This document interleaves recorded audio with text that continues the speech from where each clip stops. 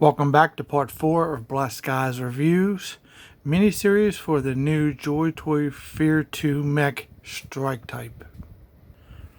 In part 4, we're going to be taking a look at the mech all geared up with all his components installed and applied, and to see how it looks, and we'll review the actual assemble process. But before we get started, I just want to remind you guys that this is a 5-part series. I will be uploading all 5 videos at one time, so you can watch them individually in your spare time. Or if you like to look for my playlist, and you can see all 5 videos in order just by clicking on the playlist for the II Mecha Strike type play series. So I have to tell you guys, having both II Mecha 1 and II Mecha 2, this was pretty tough to put together. The II Mecha 1 was a lot easier than II 2. It's just there's a lot of fiddling parts. There's a lot of large parts being held on by soft straps. And with the tightening process with the straps, they kind of fiddle around if you move it. Move the joints or move the arms or the legs. So we'll be taking a look at the top half of the mech first, because he's just, he's so large, I can't really get him in an entire frame unless I turn the camera, straight up, and then it kind of like messes up the whole video. So we'll review the top first. So here he is. Most of the mech, as you know from watching the series already, that a lot of the middle section and soft goods was already applied out of the box. So you had to do the arms. So let's start with like this arm here. So you have these parts here that you can see that it's on, but they flop around a lot, and they're strapped on. So we'll do playability in our last video, part 5. Along with some other good information. So it's just basically strapped on. You're going to make sure you hit this upper piece right. If you guys can see that or not. Let's see here. So the straps will sit up here, because you don't have the straps sitting on this piston that goes straight back. It just falls straight down. So here's the connector here. So you want to make sure that's actually is tight there, and you can actually hide the strap underneath the shoulder pad. But if it doesn't sit up here, it doesn't stay. So that's pretty much all for that one. For example, one of the other thing too about the lower gauntlet here, if you have these two pieces out front, that's how you tell the front of it. These two handle type designs here at the bottom right here, and then you make sure that your yellow and black stripe is on the outside. Your water slide decal is on the outside of the gauntlet, that you know you have the right and the left. And you can see here some strap connectors here. And one thing about this also is very, very strappy. As you can see, there's straps everywhere. So the best way to do it is to try to keep this on camera. So you can, since it's already installed, you can maybe backtrack through here, for example, on both sides of the mech. You might be able to clean that up some. I'll show you on the feet where actually I kind of double wrap them, and I think it looks pretty cool. But you can kind of clean it up. I don't recommend cutting the straps, like your XX strap here. For one thing, if you're a collector, and these are for adult collectors, and I'm betting a lot of you guys want to keep the value in your collection. By cutting in these straps, you're definitely going to be altering the mech's value. So, of course, you can do whatever that you feel that's correct for your collection, but just as a recommendation, I wouldn't consider cutting them. Plus, it's going to fray. You probably would have to maybe burn the end so they wouldn't fray anymore. But that's just my my opinion.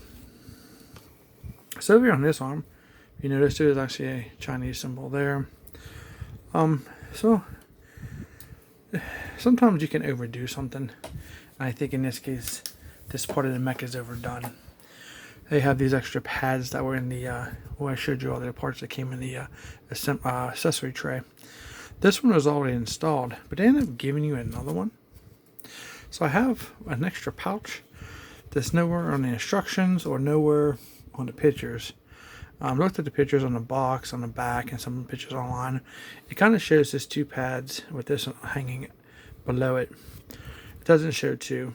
So I don't know if this is an extra one or it goes somewhere else. But I pretty much went through the whole process of looking to see where stuff was and didn't see this extra pouch.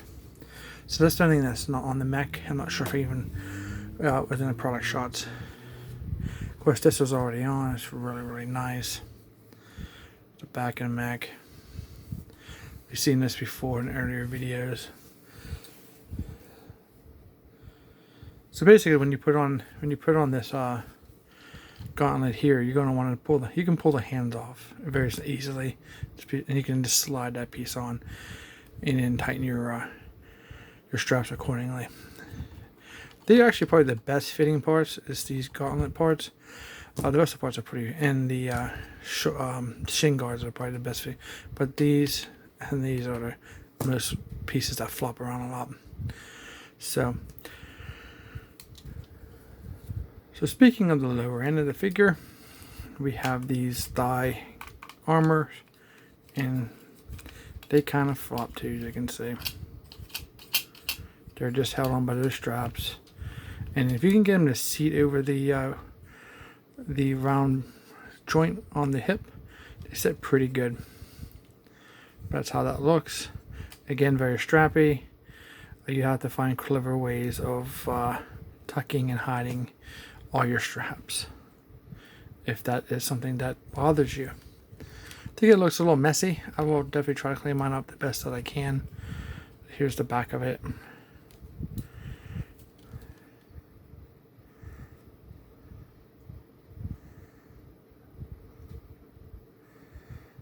That's the way that looks. Very hard to hold on to because there's so much parts moving around. We want to save these parts here for last. These are just like your knee pads. As you can see, they kind of just cover up the joint. So what I do is they just come out, you just connect them, and then you can backtrack through, and they Velcro on the front. That shows you. Saying the it's hard to see the camera. So you connect the black connector pieces, and then you just, once they're connected, you tighten it, and you can bring your excess strap around, and there's Velcro on it, so you can tab it on the front, and it does give it that bend look for knee pads, and keeps them flop around too much. Let's see here. So here's the bottom ones I was talking about. These actually are pretty snug. See, you kind of gotta put them on, and you can wrap around the front, and you can stack them on top of each other. But this one's they kind of move a little bit, but you have to tighten it maybe a little bit more. They come on loose sometimes, but you can kind of tighten it up, and you can overlap it and hide some of the extra strap, which looks really good. It's the back of it.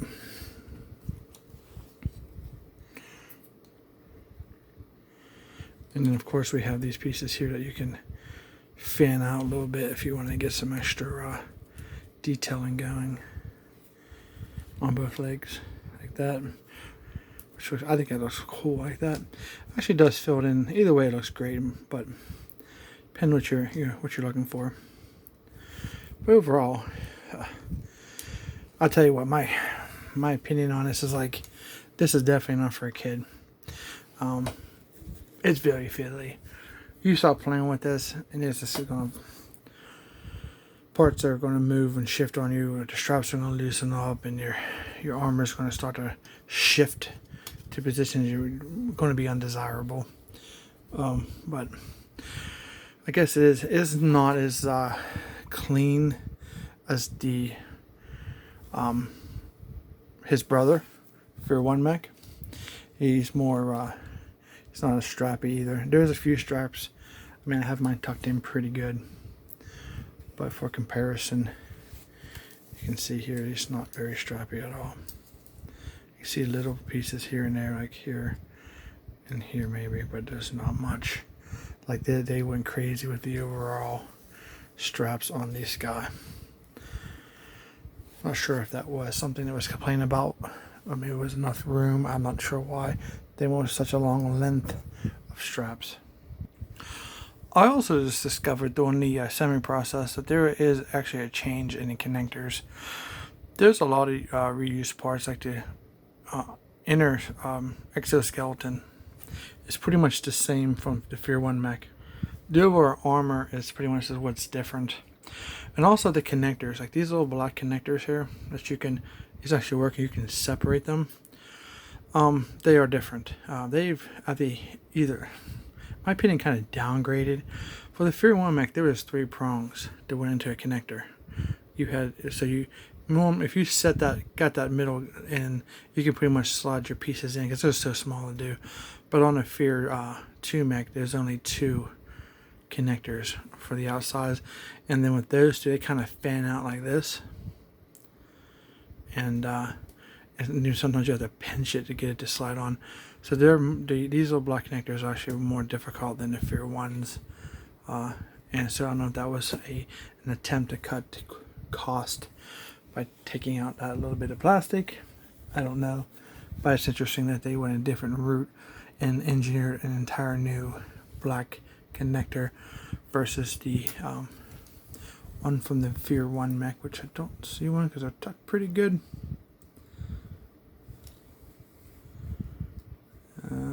Maybe on the hip here. These are black connectors right there. They're a totally different system. So that was interesting that came out like that. So I'll give you an overall comparison of the two side by side. The Fear 2 mech is definitely a more bulkier version of the mech.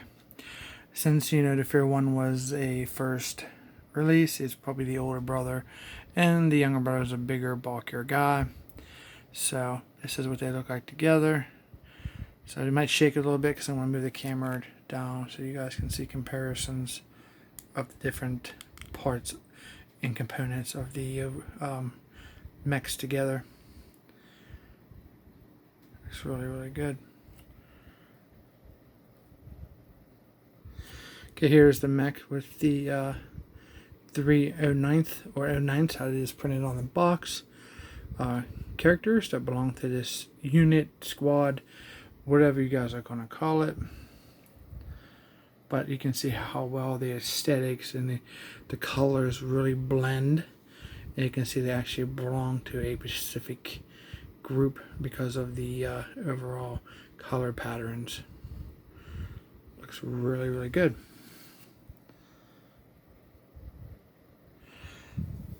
So my final thoughts for the whole overall aesthetics and assembly part of the miniseries is it took me over an hour to get everything in the seat.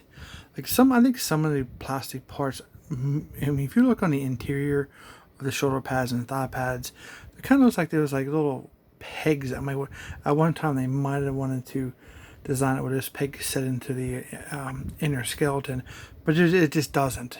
It's weird on how the parts are there, especially down on the very bottom joint of the leg. There's a round circle that has like this slice that looks like the armor would snap into, but if you do that, it puts too much stress on the two pieces that are glued together, and they could separate, and it's just too tight. So I mean, I think that would have been a better process for the overall construction. Having a way for this to peg into the inner exoskeleton that keeps from the sloppiness. I mean, I'm a big fan of soft goods, don't get me wrong, and I'll take the soft goods every day, but there's going to be a nice happy medium to complement each other. You got to have, this takes away from some playability, and this is just it's too fiddly, things are falling.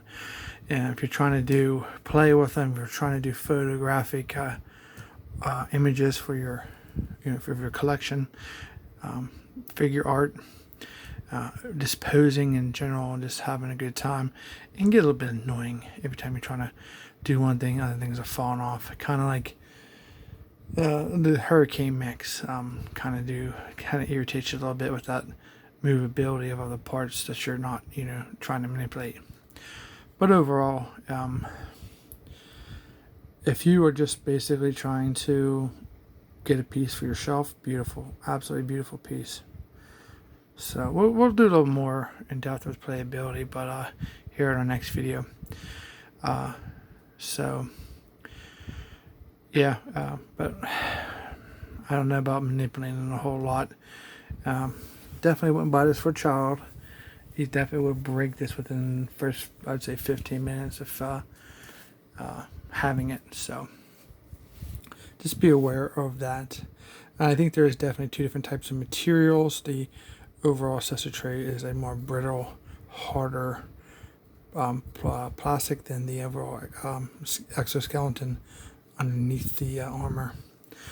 That's more durable plastic. So, okay.